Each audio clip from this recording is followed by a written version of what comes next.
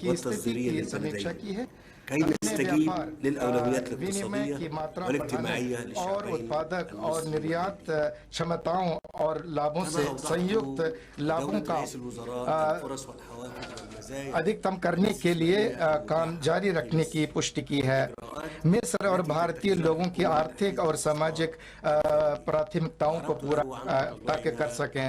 मैंने لزيادة प्रधानमंत्री को الاستثمارات मिस्र में في उपलब्ध مصر निवेश في के مختلف المجالات अवसरों, لا प्रोत्साहनों سيما और في लाभों المنطقة और सरकार الاقتصادية द्वारा وقناة السويس विदेश निवेश को خاصة प्रोत्साहित بعد ما करने لم के लिए يسهم किए गए العسل उपायों के बारे में भी لدى الشركات बताया। الليبية मैंने العاملة في مصر इन्हें على विभिन्न مواصلة क्षेत्रों में تصدير भारतीय جهودها निवेश ومعالجة बढ़ाने की التحديات अपनी المواجهة आकांक्षा जाहिर की है, उनके सामने जाहिर की है। खासतौर से स्विस नहर इकोनॉमिक जोन में विशेष रूप से हमने भारतीय कंपनियों के अंदर जो कि मिस्र में पहले से काम कर रही हैं, हमने उनके प्रेजेंस को मजबूत करने के बारे में उनका जज्बा देखा है।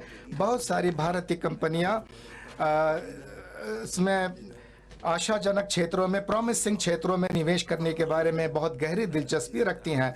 दूसरी ओर हमारे दृष्टिकोण विभिन्न क्षेत्रों में मौजूदा सहयोग को बढ़ावा देने और नए क्षेत्रों में साझेदारी की और को बढ़ाने पर हम सहमत हुए हैं, जिसमें रिन्यूएबल एनर्जी विशेष रूप से ग्रीन हाइड्रोजन के उत्पादन के क्षेत्र में सहयोग शामिल हैं।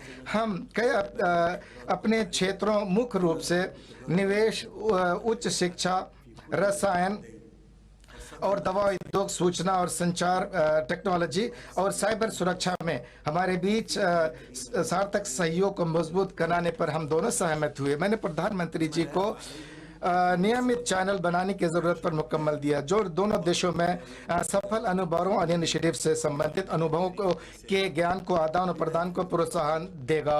विशेष रूप से स्थानीय उद्योग, छोटे और मध्यम उद्योग के विकास के संदर्भ में नागरिकों के लिए एक डिजिटल लाइफ मुहैया करने और उनके जीवन स्तर को बढ़ाने में महत्वपूर्ण योगदान अदा करेगा। ये भी कोई रहस्य की बात नहीं है कि मिस्र और भारत दोनों प्राचीन सभ्यताएं हैं जिनकी जड़ें इतिहास में पैवस्त हैं, और इसीलिए हम दोनों देशों में सांस्कृतिक कार्यक्रमों में पारस्परिक भागीदारी के माध्यम से सांस्कृतिक स्तर पर संबंधों और रिश्तों को मजबूत करने की और दोनों लोगों के बीच संचार के साधनों को सुविधाजनक बनाने के महत्व पर हम लोगों ने जोर दिया। विशेष रूप से काहिरा और नई दिल्ली के बीच कनेक्टिविटी को बढ़ाने के लिए फ्लाइट की तादाद बढ़ाने के बारे में भी हमने बातचीत की। हमने महामहिम प्रधानमंत्री जी को कहा है कि हम मिस्र में ज़्यादा से ज़्यादा भारतीय टूरिस्ट को देखना चाहते हैं, उनको स्वागत करना चाहते हैं। रक्षा सहयोग आज की वार्ता के एजेंडे में शामिल था। इस क्षेत्र में सहयोग बढ़ाना दोनों देशों के बीच रणनीतिक संबंध शुरू करने की आम इच्छा का सबसे अच्छा प्रमाण है। जैसा कि हमने इस क्षेत्र में सहयोग को गहरा करने के लिए सामान्य संयुक्त अभ्यास, अनुभवों के आदान प्रदान और अतिरिक्त क्षितिज का पता लगाने के लिए काम जारी रखने की पुष्टि की है। मेरे और प्रधानमंत्री जी के बीच क्षेत्रीय और अंतर्राष्ट्रीय स्तर पर आम हित के सबसे महत्वपूर्ण मुद्दों पर गहरी और उपयोगी चर्चा हुई।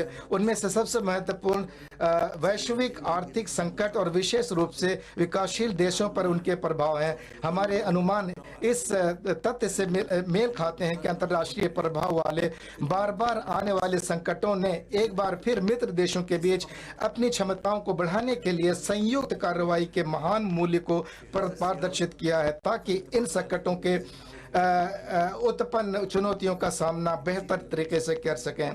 हमने आतंकवाद का मुकाबला करने और चरमपंथी विचारधारा का सामना करने के आदर्श तरीकों पर भी चर्चा की। इस संबंध में हमारा एक सामान्य दृष्टिकोण है, जो यह है कि एक साथ सहयोग से हिंसा को खत्म करने की मदद मिलेगी, क्योंकि हिंसा, आतंकवाद और चरमपंथी विचारधारा का प्रसार एक वास्तविक खतरे का प्रतिनिधित्व करता है।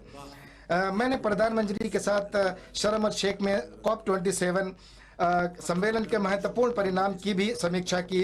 विशेष रूप से जलवायु परिवर्तन से होने वाले नुकसान के वित्त पोषण के लिए एक कोष की स्थापना के संबंध में, विशेष रूप से विकासशील देशों में जहां बुनियादी ढांचे की कमी है, जो कि जलवायु परिवर्तन के प्रभाव का सामना करने में असमर्थ हैं। मैंने प्रधानमंत्री जी को वर्ष 2023 के लिए भारत के G20 समिट की मेजबानी में होने वाले सभा में भाग लेने के लिए आमंत्रण देने के लिए अपना आभार प्रकट किया और धन्यवाद दिया है, और उन्हें आश्वासन दिया है कि मिस्र एक रचनात्मक दिशा में वार्ता को आगे बढ़ाने के लिए प्रयास में कोई भी कसर नहीं छोड़ेगा। दक्षिण के देशों की आकांक्षाएं और ऊर्जा संकट, जलवायु परिवर्तन, भोजन की कमी, विकास के लिए वित्त पोषण की कमी और विकासशील देशों द्वारा बकाया ऋण के संचय का सामना करने के लिए प्रभावी तरीकों की अनुमति देना, ये ऐसे मुद्दे हैं जिनमें हमें अंतर्राष्ट्रीय आर्थिक वातावरण में स्थिरता और संतुलन बहाल करने के प्रयास में अपने